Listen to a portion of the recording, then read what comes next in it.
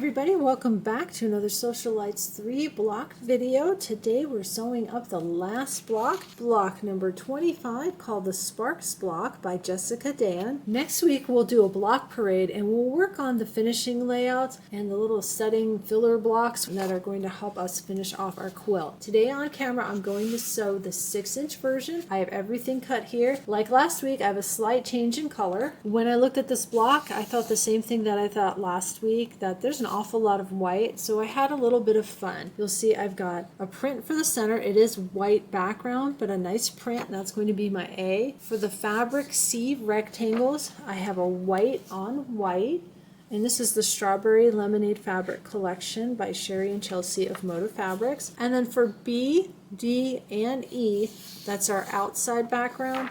I use this white with the little colored circle dots on it. There's a couple things I'm going to use today that are going to help me sew this block. I've been talking a lot about the diagonal seam tape and I've been using that. I don't know if I ever showed the actual package. Sorry about that. And this is how it comes. This is what it looks like if you find it in a quilt store. I'm also going to use my Quilt in a Day 6.5-inch triangle square up ruler. I've shown that before. We've got the 1/2-inch measurements on one side and full measurements on the other. This is listed as an experience block. There's nothing on here we haven't done before. We've done square in a square. We're going to be making flying geese. We've done all of these techniques before. To start off, they have us drawing a diagonal line on the wrong side of the fabric B. I'm going to be using the diagonal seam tape. It's on my machine, so I'm not going to draw a diagonal line. We're going to be matching our fabric B's with our fabric F squares. Let's head over to the sewing machine. We are over at the Juki. I've got a fabric B and a fabric F. You're going to put them right sides together, and if you drew a line down the middle, what you're going to do is sew a 1/4 inch away from that line. So if you draw a diagonal line down the middle, you could have drawn another one a 1/4 inch away and a 1/4 inch away. On the diagonal seam tape, I just need to use this 1/4 inch line right there, match up the corners, and I'm going to go ahead and sew on the red line. See, the red line matches up with the needle,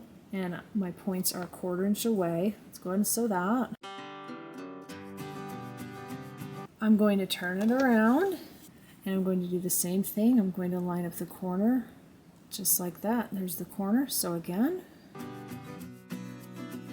Now I can take this over to the table and trim right here down the center, and then go ahead and press these. I'm going to have 2 half square triangle units per piece. You end up with 8. You can look at the pattern and check your measurement, but I'll show you how I'm going to measure these. Here's my little square. The first thing I need to do is cut down the middle and separate this into 2 triangles. So I'm working on the 6-inch block. My finished half square triangles need to be 1.5 inches. I'm going to set one aside. On my Quilts in a Day 6.5-inch triangle square up ruler, I can use this line right here, 1.5 inches. I'm going to lay that down, find the seam line, lay this down right there, and then I can trim this.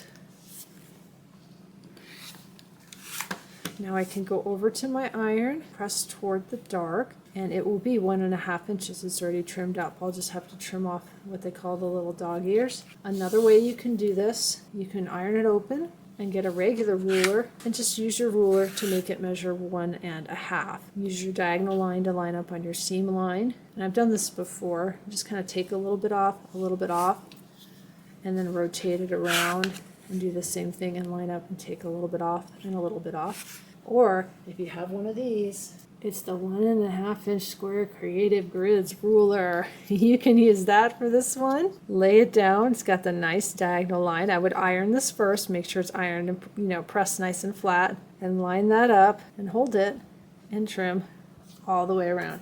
If you've got a rotating cutting mat like the Kimberly Cuts mats, that's going to make that a lot easier. I need to go back and do this for my other 3 remaining squares. When you're done, you're going to have 8 half square triangle units. Once you've got all 8 of these, you're ready for the next step. We're going to work on this unit right here. You're going to need your D's and your G's. And each unit is going to have 2 of our half square triangles. We're going to lay them down pointing at each other like that. And then you'll want to take a fabric G, that's going to go there, and a fabric D, and that's going to go there. So we'll sew these 2 together and it has us pressing toward this square right here. These two together press toward this square, and then everything will nest. We're going to make 4 of these. Let's go ahead and do one together. Let's take our half square triangle and our fabric D. Put those together, right sides together. You can pin if you want. Let's go ahead and sew that together.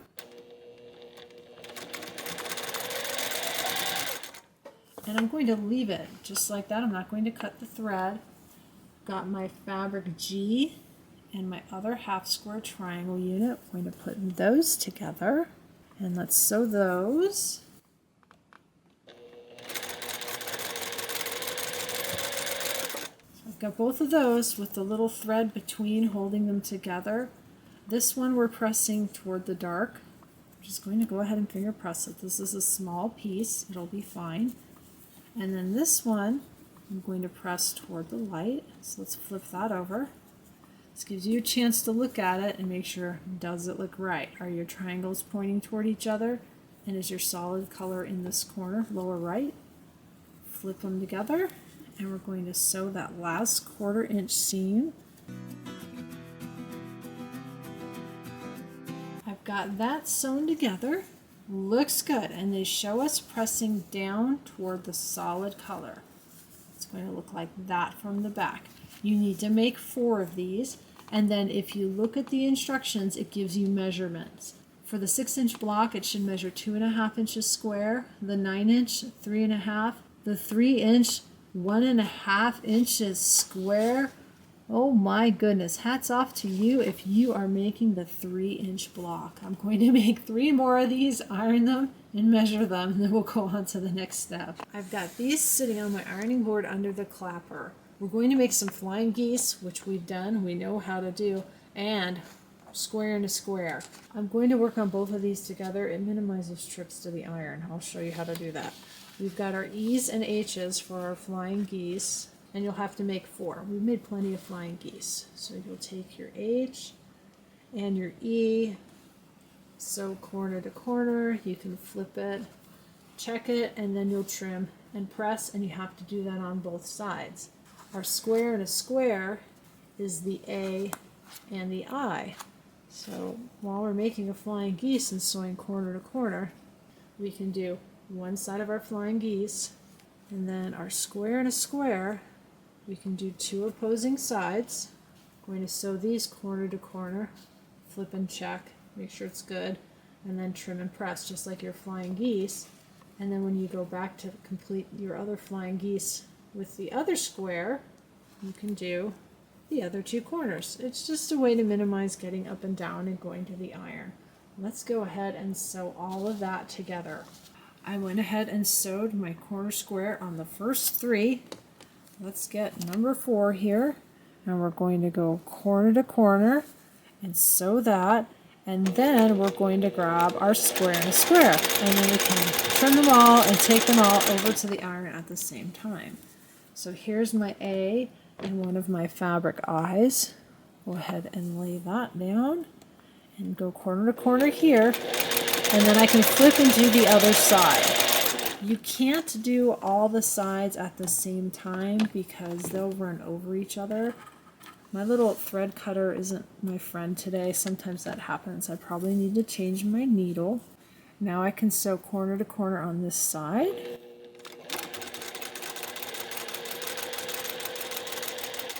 I've got all my pieces here. I can flip and check all of these corners before I trim them.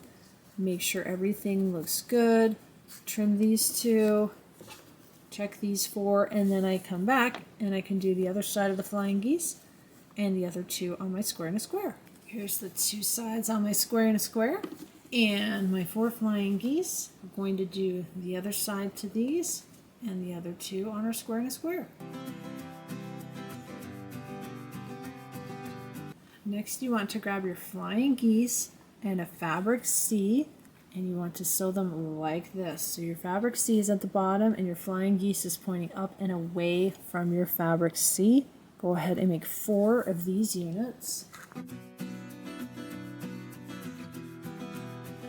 Once you've got those sewn, you can go ahead and press, and you're going to press them up toward the flying geese. Then we're going to lay out our block. We've got all our pieces. Let's lay out our block. Square and a square goes in the center, and then you've got your flying geese units. They're all going to point out. So your white or whatever your background is going to be in the center next to your square and a square. And then our arrow units, the solid points in with the little wings on the outside. Looking good. We just need to sew it together. If you pressed per the instructions, this seam is going to nest right here when you sew these two together. Remember, you can flip it this way and watch for that intersection so you don't lose your point. And then these seams are going to nest, and then you sew this side. When you press your rows, if you follow the pressing instructions here, the top row pressing in, middle row pressing out, bottom row pressing in, your seams here will nest, and your seams right here, the flying geese in the corner unit, they're also going to nest. A lot of seams to match up. Take your time. I did put my guide foot back on the machine for this. I'm going to line everything up by hand. I'll slide the pieces together. You can feel it nest. Let's go ahead and sew some of these together. So this is our top unit. Get that sewn together, and then we'll sew the square and a square together, and we'll watch out for our point. So there's the top piece, and now we're going to have our flying geese with the piece here and our square and a square. I'm going to sew it in this way so I can watch for that square and a square cross right here so I don't lose my point. I can tell this is a little bit on the crooked side, but that's okay. Let's go ahead and sew this and watch for that intersection so you don't lose your point. Go right across the center. Looking good. Try and pull it straight. Do the best I can. And then we've got the one piece on the bottom. Just like the top, the seam is going to nest. So you can pull that down. You'll feel that lock into place. Let's sew that seam.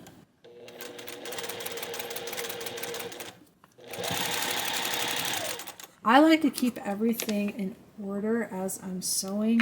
That way I don't get anything turned around. So I'll slide it over to the side like that. I'll grab my top piece, and then we've got another corner piece. So making sure that these are pointing the right direction. Lock in that seam and sew, and then I'll do the same thing as I sew down the other two rows.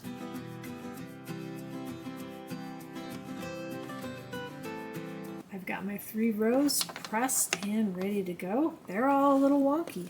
Let's sew it all together and see how it turns out.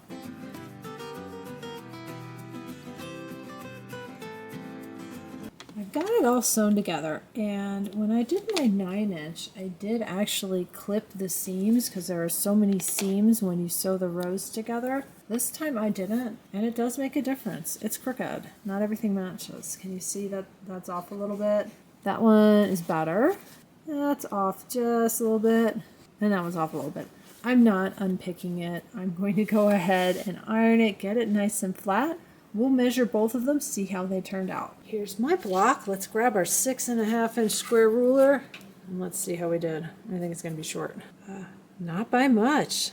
That's actually pretty good. Part of the reason why I think it came out better than normal is because if you noticed, until the very end, I wasn't using the guide foot. I was just using the regular foot, and I was giving myself a scant 1/4 inch seam allowance, so slightly less than 1/4 inch. It actually seemed to help. I'm going to go ahead and keep my hand on the ruler. We'll trim some of the stuff around the edges here. This side looks pretty good. And let's trim this side here. And I think we're good with that. Look at that. That came out much better than I thought.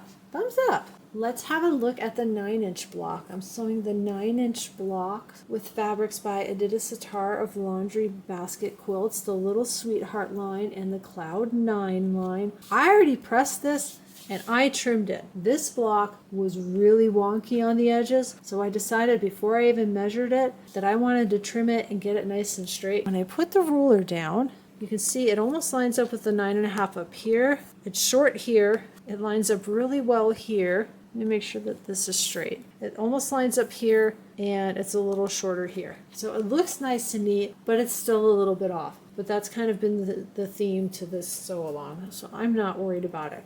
We're going to be making the setting blocks. That's going to help when we put this into the quilt. They're made with squares and rectangles. We'll have the opportunity to cut those larger and square them up so they're the correct size, which will help when we put our blocks into the quilt. Thank you so much for sewing along with me today for block 25 of the Sewcialites 3 Quilts Along. Next week I'll do a block parade. I'll show you all 25 blocks for both of my sizes, and we're going to make our setting blocks. Be sure to like, subscribe, share with your friends. Comments or questions, please leave them for me below, and I'll be back next week with another Sewcialites 3 video. Bye everybody!